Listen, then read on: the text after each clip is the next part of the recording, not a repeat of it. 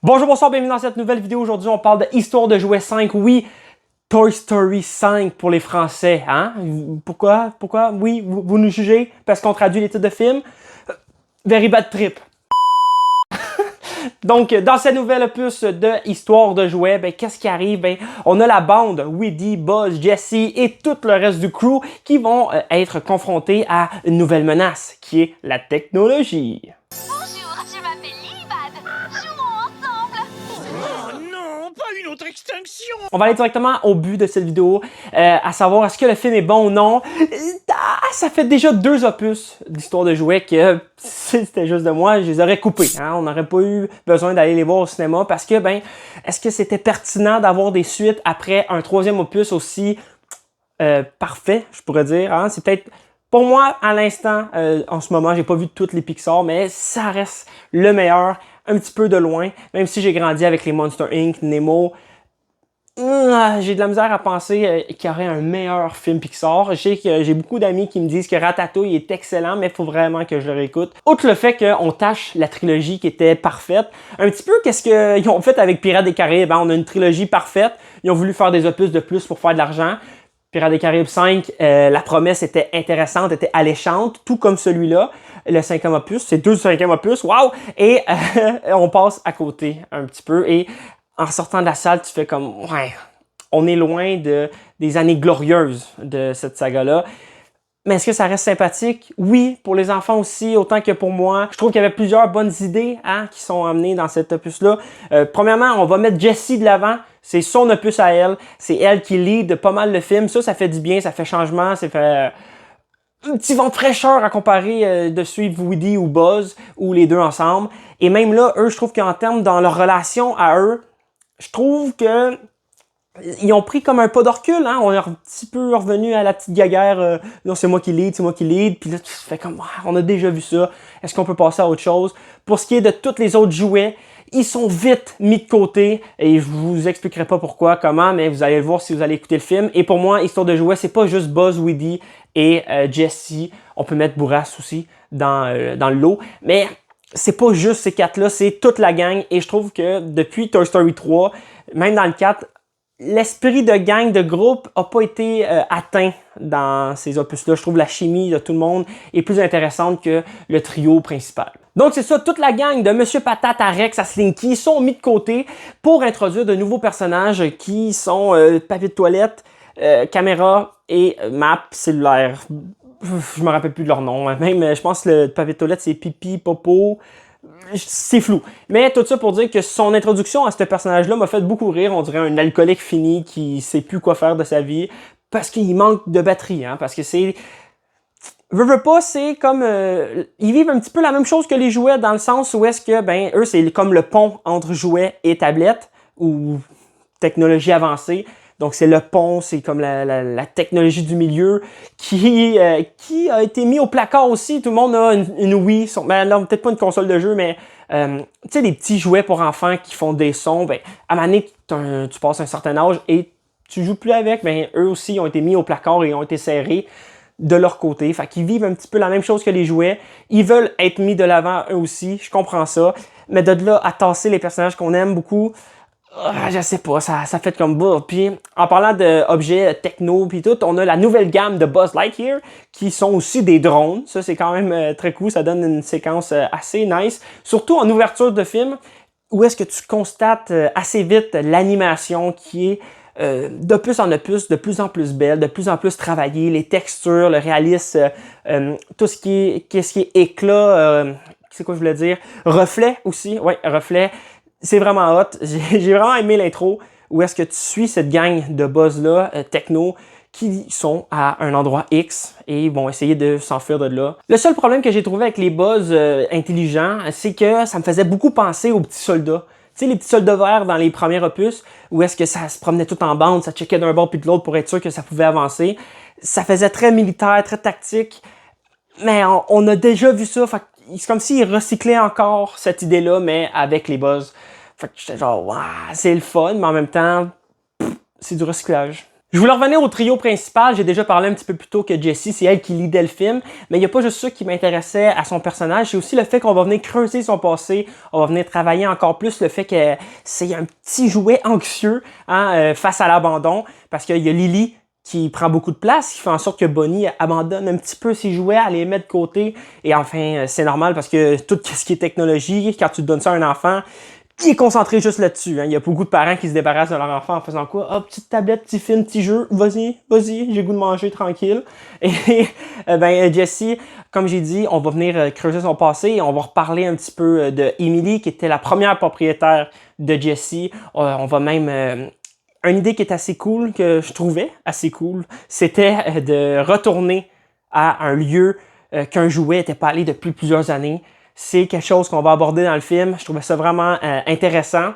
Pour ce qui est de Buzz P-Weedy, eh bien, commençons par Buzz. Je trouve qu'il est beaucoup plus agréable à suivre que dans le 4e opus, où est-ce qu'il avait perdu pas de la maturité, pas de la confiance. On dirait qu'il avait perdu une confiance en lui. C'est Weedy qui avait dit dans le film, hey, écoute-toi, écoute ta voix intérieure. Fait que tout le long du 4e opus, il fait juste se peser dessus pour savoir quoi faire, pour se guider.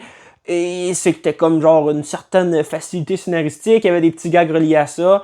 Bref, ici, on a un Buzz qui, en termes de confiance, n'a pas toujours confiance en lui, mais il va foncer un petit peu plus. Mais ici, c'est plus de l'ambiguïté amoureuse sur le fait qu'il veut demander Jessie en mariage et il ne sait pas nécessairement comment s'y prendre. Et ça, c'était quand même assez divertissant.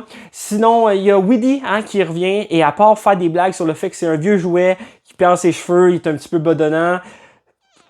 C'est ça qu'ils ont fait de Weedy. Ça ressemble un peu à ça. Déjà qu'il débarque sur un malentendu. Woody, je suis venu le plus vite possible. Pourquoi tu portes une robe, Woody? Ça s'appelle un poncho, Fourchette. Apportez-lui un marqueur brun. Je voulais faire une petite mention spéciale au deuxième style d'animation, parce que là, j'ai parlé du style plus Pixar classique, mais il y en a un deuxième aussi quand que les enfants, Bonnie ou Blaze, tombent dans leur imaginaire et racontent leur histoire. Quand un enfant va prendre 2 jouets et faire « Ah, toi, blablabla » et blablabla, ben, à place de voir ça, on a un autre style graphique qui est un petit peu plus crayonné, qui va toucher plus dans des couleurs pastel. Moi, je trouvais ça lookait. Ça faisait changement, c'était un petit vent de fraîcheur dans tout ce qu'on a eu à date dans la franchise. Ça faisait partie des bonnes idées que je trouvais qui étaient amenées dans ce film-là. Et sinon, comme autre bonne idée, il y a quoi d'autre? Pas grand-chose, je trouve qu'en termes d'histoire, on fait vite le tour de la technologie contre les jouets jusqu'à temps un point X où est-ce que, on travaille ensemble pour l'enfant. Il y a beaucoup de moments dans le film où est-ce que j'étais genre, il me semble ils sont proches des humains, puis ils bougent proches, puis ils parlent proches, puis sans nécessairement avoir d'intercation avec. Et j'étais, oui, genre, ils devraient se faire prendre, me semble, ici. Là, c'est comme, ok, c'est beau, on passe, puis on fait semblant qu'on les voit pas, mais, puis, me semble, je sais pas si c'est moi, peut-être j'ai raison, peut-être j'ai tort, mais c'est dans celui-là que je trouve que c'est flagrant. Même s'il y a d'autres petites artications là, d'un bord puis de l'autre dans les anciens films. Ici, je trouve que c'est venu faire un petit peu tâche. C'est peut-être un petit détail qui paraît stupide, mais moi, ça m'a sorti un petit peu du film. J'étais genre, hey, wow, qu'est-ce qui se passe là? Genre, est-ce que c'est normal ou c'est pas normal? Et je trouve que c'est un super bon film dans la théorie Pixar. Tu sais, je trouve que ça vient faire un super bon pont. Ça fait un lien entre tout ce qui est jouet qui parle à technologie qui mène à éventuellement voiture, parce qu'il y a de la technologie dans les voitures, robots et tout. Fait que ça vient lier bien, je trouve, les autres films Pixar. Et pour ceux qui ne savent pas c'est quoi la théorie Pixar, c'est le fait que tous les films sont reliés ensemble, sont tous placés dans un ordre chronologique et tout. Donc, si ça vous intéresse, allez voir sur Internet, il y a plein de vidéos là-dessus, c'est vraiment cool. Tant qu'à parler des films Pixar, pourquoi pas faire un petit classement? Puis là, je vais pas faire un classement des 31 derniers films Pixar qui sont sortis, mais seulement des 5 histoires de jouets que j'ai vues dans les 2 dernières journées. Donc, je commencerai ça à la 5e position avec, le 5e opus. Oui, pourquoi? Et sur une petite chose, c'est le fait que le 5e ne termine pas nécessairement avec une fin... je dirais pas une fin ouverte, une fin fermée, mais il y a comme pas de conclusion à l'histoire de nos personnages, comme un petit peu il y avait dans le 4 où est-ce qu'on y en avait des adieux, mettons, où est-ce qu'on savait que Weedy et Buzz étaient séparés, mais il y avait ce moment-là où est-ce qu'on était comme, ok, à la prochaine, mon ami, blablabla, ça pouvait se conclure là. Tandis qu'ici, je trouve que ça sent un petit peu le fait qu'on va avoir un autre opus. On le sait qu'il va y avoir un 6e opus. Ils ont déjà parlé du fait que Toy Story 6 closerait la trilogie Bonnie. Et là, je suis comme, OK, vous nous en faites un autre, mais là, faites-nous quelque chose de solide. Parce que, à part ramener Woody encore un petit peu comme qu'on a eu dans cet opus-là, je sais même pas comment ils vont faire pour que tout le monde soit ensemble. Ça reste à suivre. On va voir ça dans les prochaines années. Sinon, 4e position, sans surprise, on a le 4e opus. Pourquoi? Parce que c'est pas un opus qui m'a convaincu. Je trouvais que le fait de ramener tout le monde après une fin de trilogie assez incroyable, c'était tâche en partant. Et là, il n'y avait pas... Si tu reviens avec un concept ou une idée assez forte, ici, on n'était pas là. C'était vraiment plus pour la monnaie. Donc, on y va ensuite avec la 3e position. Et sans surprise, c'est peut-être des surprises, mais ce serait Histoire de jouet 1. C'est pas un mauvais film. Loin de là. J'ai vraiment tout aimé. Le top 3, là, c'est la trilogie originale. C'est 3 vraiment bons films, mais il y en a un qui sort du lot. Le 1 puis le 2, ok? C'est 3e position, le 1. 2e, le 2. Pourquoi? Parce que je trouve qu'il y a vraiment un gap au niveau de l'animation. Je trouve qu'il est beaucoup plus sympathique à regarder le 2e que le 1er. Mais pour ce qui est de l'histoire, ça reste un classique, le 1. Et le 2, comme j'ai dit, c'est au niveau de l'animation où est-ce que c'est plus agréable à regarder. Moi, j'aime quand tout le monde est ensemble, quand il y a une chimie de groupe et pas nécessairement juste un duo.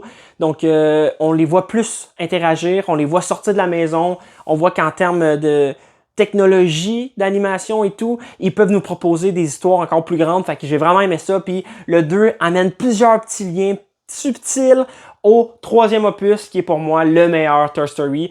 Et peut-être même le meilleur Pixar, mais comme j'ai dit tantôt, ça va rester à déterminer ça. Et ça va être mon devoir des prochains jours, semaines et mois. Parce que 31 films quand même à écouter, moins 5. Ça reste quand même beaucoup. Mais j'ai hâte de faire ça. Je sais pas si ça va finir en vidéo ou non, mais ça va être mon petit devoir à temps perdu d'écouter les Pixar. J'avais commencé les Disney, j'ai écouté Blanche-Neige, j'ai arrêté.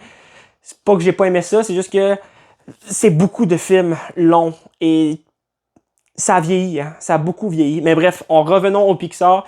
Meilleur Pixar, Toy Story 3, Lotso, meilleur méchant. Sinon, la garderie qui devient une prison, l'animation folle, le fait que toute l'angoisse des jouets envers le fait que Andy est rendu grand, qu'est-ce qu'ils vont arriver avec eux autres? Est-ce qu'ils vont finir au vidange? Est-ce qu'ils vont finir dans le grenier? Bref. Le film, si vous avez jamais vu un Toy Story, je vous conseille vraiment le 3. Je crois que ça reste un très bon film seul, même si tu n'as pas vu les 2 premiers. Mais si tu écoutes en ordre les 3, tu vas voir, il y a un build-up. Il y a un build-up incroyable. Et la conclusion, j'ai pleuré tout le long. Je vous mentirai pas, j'ai pleuré comme un petit bébé. Il y avait ma blonde à côté de moi et j'étais de même pour pas qu'elle remarque que je pleure parce que je suis un homme. Les hommes pleurent pas. 3e reste le meilleur film Pixar pour moi en ce moment. Mais ça reste à se débattre dans les commentaires. Si jamais ça vous tente, marquez en bas. C'est quoi votre meilleur Pixar? Juste avant de se quitter, est-ce que Histoire de jouer 5, ça vaut le détour? Honnêtement, je pense que non. Est-ce que vous allez passer un mauvais moment en salle? Non plus. Donc, je suis comme pris entre les deux à savoir est-ce que je vous le conseille vraiment ou non. Si ça vous tente vraiment d'y aller, allez-y. Sinon, je pense que vous pouvez attendre qu'il sorte sur Disney+. Il n'y a pas de problème avec ça non plus. Pour vrai, c'est un film qui se regarde bien. Mais est-ce qu'il était aussi important? Est-ce qu'on avait vraiment besoin de ce film-là? Je pense que non. Mais sur ça, j'aimerais ça vous dire un gros merci d'avoir regardé la vidéo, de vous être rendu jusqu'ici. Sinon, vous pouvez liker, partager, commenter, faites ce que vous voulez. Je vous dis une dernière chose, c'est de manger votre popcorn sans beurre parce qu'avec du beurre, c'est dégueulasse. Ciao!